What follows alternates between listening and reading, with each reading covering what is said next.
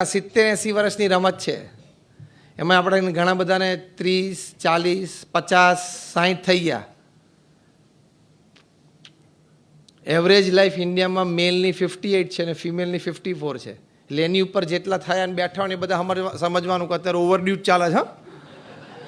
ગમે ત્યારે દોરી ખેંચી લે.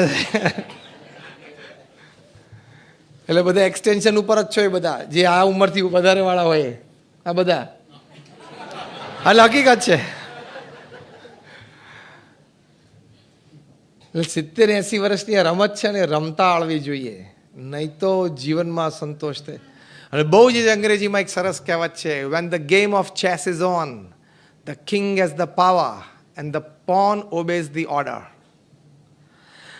જ્યારે ચેસની રમત ચાલુ હોય ને ત્યારે રાજા પાસે રાજાની સત્તા હોય અને જે પેલું પેદું હોય ને આગળની આખી લાઈન પેદાની એ બધા એનો ઓર્ડર ફોલો કરે. But when the game of chess is over, the king and the pawn, they go in the same box.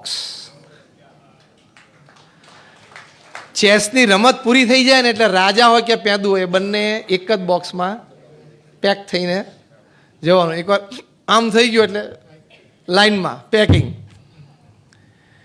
એટલે અહમ ઓછો રાખીને થોડી આવી સેવા ભાવનાથી જીવવું આ